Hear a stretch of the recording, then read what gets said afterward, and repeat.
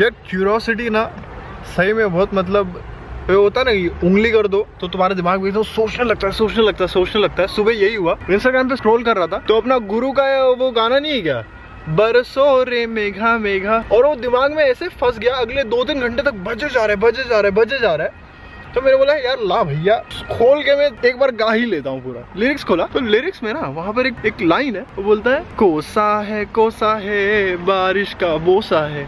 हमें बोला बोसा क्या होता है, रिसर्च करने स्टार्ट किया तब पता चला बोसा का मतलब किस होता है। वो लाइन है कोसा है बारिश का बोसा है। बारिश का बोसा मतलब बारिश की बूंद की किस। ऐसे काफी सारे किस्से। एक और किस्सा बताता हूँ। मेरा एक दोस्त है, हर बात में भैंस की आंख बोलेगा, हर बात पे, लाइक लिटरली उसके सेंटेंस शुरू और उससे ही एंड होते हैं। तो मैंने बोला यार आंखें क्यों, भैंस का पिछवाड़ा क्यों नहीं, भैंस की पूंछ क्यों नहीं, भैंस का पीठ क्यों नहीं। फिर मेरे को वो चीज इतनी परेशान करी, फिर मैंने उसका लिटरली इंग्लिश ट्रांसलेशन निकाला, भैंस की आंख बुल्स आई, और आंख का इतना इंपॉर्टेंस क्यों है, राइट। और वो चीज इतनी सोचने लगा, मैं पता तुम लोग मेरे को पागल ही समझोगे इसके बाद। मैं इतना सोचने लगा, फिर मैं इतने हिस्ट्री में चले गया। फिर मेरे को याद आया, वेट अ सेकेंड, जब द्रोणाचार्य ने अर्जुन को बोला था उस पैरेट या जो भी था कबूतर उसकी आंखों में मारना है तेरे को, फिर मेरे को याद आया वेट अ सेकेंड, जब द्रौपदी का स्वयंवर चल रहा था तो जितने भी कंपेटिटर्स थे उनको ये बोला था कहते कि मछली की आंख में मारना। तो फिर मैं सोचने लगा भाई आंखों का इतना इंपॉर्टेंस क्यों है।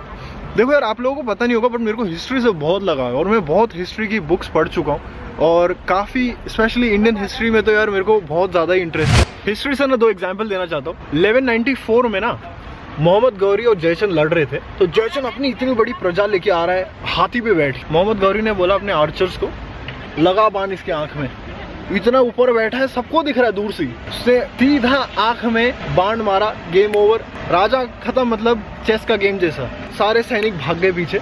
दूसरा एग्जाम्पल है सेकंड बैटल ऑफ पानीपत चल रहा था ना, जब अकबर और हेमचंद लड़ रहे थे, हेमचंद ने भी हाथी पे बैठ के आया, अकबर ने बोला लगा बाण इसकी आंख में, मारा बाण, राजा गिरा नीचे, खत्म हो गया, सैनिक भाग गए सारे। तब मेरा दिमाग जाके कनेक्ट किया इतना इंपॉर्टेंट क्यों है आंख, बिकॉज आंख से आप जो देखते हो आपके थॉट्स बनते हैं और आपके थॉट्स जैसे बनते हैं आप वैसा रिएक्ट करते हो अपने आजू बाजू अपने माहौल में आप, और वो एक्शन से आपकी ग्रोथ होती है या नहीं होती है। यार देखो क्यूरियोसिटी का ना एक और एग्जांपल देता हूँ। जैसे कि कल के जो मेरे वीडियो में मैंने बताया था ना कि मेरे साथ किसी ने दगाबाजी की थी, वो बोलते ना कि नमक हलाली करना, तो उस पर एक और एग्जाम्पल देता हूँ मैं क्यूरियोसिटी का।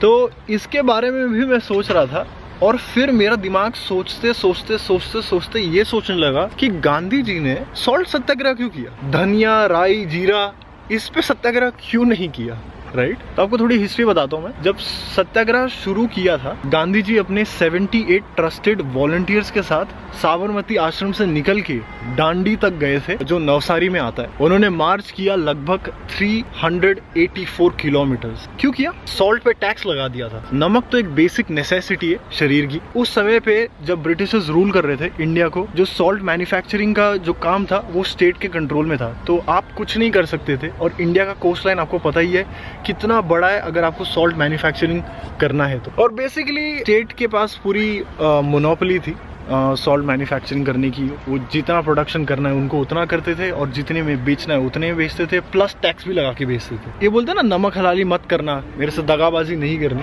नमक को ही क्यों इतना इंपॉर्टेंस देते पता है? बिकॉज नमक है ना एक मेडिसिन है और स्पेशली लो बीपी वालों के लिए तो सबसे बेस्ट मेडिसिन है। तो कसम हमेशा ना महंगी चीजों की ही दी जाती है, इसीलिए सॉल्ट सत्याग्रह करना पड़ा था। एक और एग्जाम्पल देता हूँ लास्ट वाला। मेरे को पढ़ने की बहुत आदत है, स्पेशली इकोनॉमिक फोरम में क्या हो रहा है वर्ल्ड में, कहाँ चल रही है इकोनॉमी, चाइना अमेरिका क्यों लड़ रहा है। सबसे बेसिक मोटिव ऑफ कोर्स किसी भी देश का है वो है इकोनॉमिक डोमिनेंस पूरे दुनिया पे। ये वीडियो जब खत्म हो जाएगा ना गूगल करना AIIB क्या है, Asian infrastructure investment bank, China की सबसे बड़ी बैंक जो पूरे दुनिया में डोमिनेंस करना चाहती है अपने इकोनॉमिक पावर से। पूरी दुनिया में वेस्टर्न देशों की सुप्रीमेसी का राज क्या है, उसकी वजह क्या है पता है? IMF और वर्ल्ड बैंक। क्यों? आप जब पैसे बांटोगे पूरी दुनिया में तो आप राज कर पाओगे। यही चीज़ अमेरिका को पसंद नहीं आ रही है, बिकॉज दुनिया के जो सबसे 3 बड़े क्रेडिट रेटिंग कंपनीज है, S&P ग्लोबल रेटिंग, मूडीज और फिच ग्रुप, इन्होंने AIIB को सबसे हाईएस्ट रेटिंग दिया है, क्रेडिट रेटिंग दिया है, मतलब आप उन पे इतना ट्रस्ट कर सकते हो। और उनके रिपोर्ट में क्लियरली ये लिखा है AIIB is the biggest comparator of IMF और वर्ल्ड बैंक। तो चाइना बोलता है बिंदास खुल के, क्यों तुम्हें इनके पास भागने की जरूरत है, हम देते हैं ना तुम पैसे। देखो क्या कर रहे हैं वो श्रीलंका में, पोर्ट वो उनका ऑलमोस्ट देश ही खरीद लिए। जिम्बाब्वे में उन्होंने अपना करेंसी लॉन्च कर दिया, ऑफिशियल करेंसी जिम्बाब्वे में चाइनीज का यॉन जो भी बोलते हैं वो चलता है। क्यों? इकोनॉमिक स्ट्रेंथ चाहिए। जब इकोनॉमी आपके हाथ में होगी ना तो आप पॉलिसी बना पाओगे, आप रूल्स मेंट कर पाओगे। जो लोग जर्मनी से मेरे को देख रहे हैं आपको पता ही होगा, आप यहाँ पर किसी भी सुपरमार्केट में चले जाओ, किसी भी कोई भी ड्रग स्टोर चले जाओ, मेडिकल स्टोर चले जाओ, मॉल चले जाओ, आपको कभी यहाँ पर ना अमेरिकन प्रोडक्ट्स ज्यादा दिखेंगे नहीं या फॉरेन प्रोडक्ट्स दिखेंगे नहीं। होम ग्राउंड, इसलिए बोलते हैं इंडिया में स्वदेशी प्रोडक्ट्स अपनाओ। खुद मैं खुद शॉक हो गया था जब मेरे को पता चला था कि यहाँ पर बहुत बहुत बहुत कम चीज बाहर से आती है, वो सब कुछ यहीं प्रेफर करते हैं बनाना अपने देश में, और लोग खरीदते भी हैं। क्यों? क्वालिटी वो उतनी लेवल की दे रहे हैं ना। तो यार ठीक है, आज के लिए सिर्फ इतना ही। आपको मैंने तरह तरीके के एग्जाम्पल इसीलिए दिए ताकि आपका क्यूरियोसिटी बढ़ जाए, हर दिन कुछ सीखने की ट्राई करो और देश दुनिया में क्या चल रहा है अपने आप को अप टू डेट रखो। फिर मिलते हैं अगली बार, बाय बाय।